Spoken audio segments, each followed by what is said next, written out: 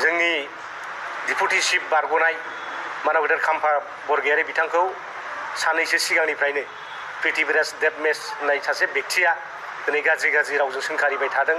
जोंनि BPF दोलोखौ बायदिसिना रावजों गाज्रि रावजों सोंखारिबाय थादों। बिनि फिनजाथाय होनो थाखाय दिनैनि बे प्रेस मिटखौ लेंनाय जादों। दा बेवहाय जोङो इउथ BPF हिसाबै आरो BUCU हिसाबै जोङो थोंजोङै बिथांखौ सोंखारिनो लुबैदों जे बिथाङा बेबादि गाज्रि रावनिफ्राय जाहाथे गोजानाव थायो आरो जोंनि डिपुटि चिफ बारग'नाय मानव गेदेर खाम्फा बरगयारीखौ जाहाथे सोंखारिनायनिफ्राय गोजानाव थायो। बिथांखौ जे गाज्रि रावजों अपमान खालामदों सासे जोंनि BTC सोरजिग्रा हाग्रामा महिलारी सारजों आगदा आखि थाफानानै BTCखौ दिनै जोनोम होबोनाय बे बिथांखौ गाज्रि रावजों रायबाय थादों आरो गावखौ पृथ्वीराज देशआ गावखौ राजकुमार बुंनानै जे फैबाय थानाय बिसायख'थियाव जे बिथाङा जेरैखिजाया BPFनिफ्राय टिकेट मोननानै इलेक्सन गेलेगोन बायदिसिना बुंबाय थादों। नाथाय बिथाङाबो सासे माने जनसाधारन हिसाबै बा इन्डियान सिटिजेन हिसाबै BPF दोलोआव MP नि थाखाय क'क्राझार नाम्बार 1 ST समस्तिनिफ्राय बिथाङाबो टिकेट बिदों। दा बे टिकेटखौ बयबो बिनो हायो, आंबो बिनो हायोमोन बा सोरबा सोगोमसार सोरबा देरहासार बयबो बिनो हायो। जोंहा नियम खालामना होदों मा जाय गेलेनो लुबैदों दरखास्त होनो हागोन। दा बिथाङाबो गावनि दरखास्तखौ होदों हिसाबै जोङो बे केन्डिडेटनि लिस्टसो बानायदों। जों बेखौ पेनेलावबो लाबोखायाखै। दा जोङो बिथाङा गावखौ केन्डिडेट जागोन मागोन होननानै दिनै हाग्रामा सारखौ बायदिसिना बुंनानै खाम्फा बरगयारी सारखौ बायदिसिना बुंनानै बिथांनि जे देहायाव बिथांनि सरित्रआव गाज्रि माने फुनदेरनानै बिथांखौ जाहाथे पाब्लिकफोरजों गाज्रि मोनजाहोनो हायो, पाब्लिकफोरनिफ्राय जाहाथे गाज्रि इमेज बानायनो हायो, बेखौ बिथाङा खायदा खालामनानै बायदि रोखोम रावजों बिथाङा सोंखारिबाय थादों। दा दिनैहाय जों नायबाय थादों, जोङो सालिजारि खालामबाय थादों जे जोंनि टप टु बटम BPFआव जोंहा बुथ कमिटिनिफ्राय आराम्भ खालामनानै सेन्ट्रेल कमिटि दं।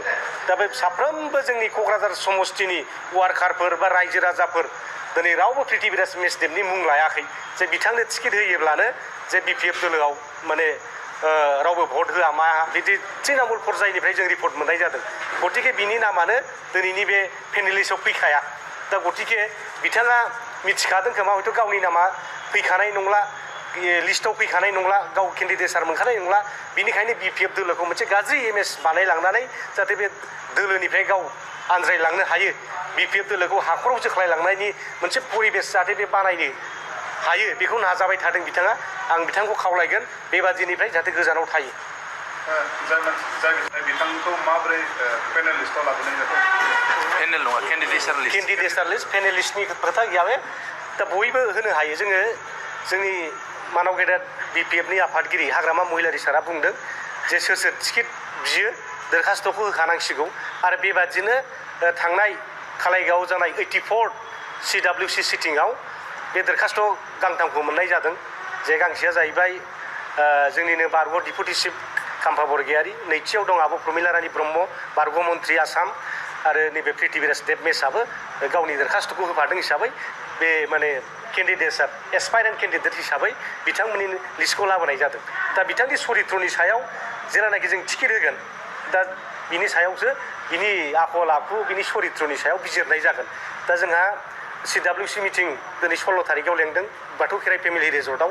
दा बेवहाय जों टिकेटखौ डिक्लेयार होगासिगोन। दा बिनि सरित्रखौ दिनै माने जोंनि टिकेट डिक्लेयारनि दिन घोषणा जानायनि सिगांनो बिथाङा बायदि रावजों दिनै सोंखारिनाय मानाय बिथाङा गावनि गाज्रि सरित्रखौ देखायना लाखाबाय। बिदि सासे पलिटिसियान जानो हाया, रायजो राजादे गावखौ आजावनाय नङा, बिनि बुंनाय खोथानिफ्रायनो दिनै मिथियो।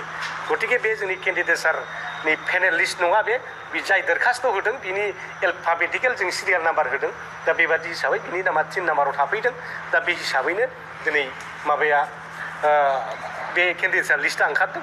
दा पेनेलाव जों दिनै खावलायगोन जाहाथे बिनि लिस्टखौ होआ। जों दिनैहाय इउथ BPF हिसाबै BSU हिसाबै दिनै जोंनि हाइकामान्डखौ जों खावलायहरो जाहाथे पेनेल लिस्टनिफ्राय जाहाथे बिनि नामखौ बोखारो, नङाबा जोंहा पार्टियाव मोनसे गाज्रि इमेज फैगोन। बेबादि गाज्रि सरित्र जाय सरित्रखौ माने कुनु बड'लेण्ड बासिया मिथियै गैया, सारा आसामनि मानसिया मिथियै बाखि गैया। बिनि आखल आखुखौ बयबो मिथिखागौ। ससियेल मिडियायाव दाबो बिनि फटकफ्रा मालाबा ओंखारो, मालाबा अनेकथा रोखोमनि बिनि फटक, बेफोरखौ बयबो नुजोबखाबाय। आं बेखौ बुंनो थांला। दा बयबो दिनै मिथिजोबगौ। दा गतिके रायजो राजाफ्रा बिसार बिबेसना खालामनायनि गेजेरजों जोंनो खोमा बुंहरदों जाहाथे बिनि नामखौ पेनेलिस्टनिफ्राय बोखारो। दा गतिके आंबो दिनै इउथ आरो BSU नि जानानै बिथांनि नामखौ पेनेलिस्टनिफ्राय बोखारनानै जाहाथे बै सानै बेक्ति दंबावो आब' प्रमिला रानी ब्रह्म आरो खाम्फा बरगयारी बे सानैनि गेजेरनिफ्राय जाहाथे सोरबा सासेनि नामखौ जाहाथे घोषणा खालामो आं बेखौ दिनै खावलायहरदों।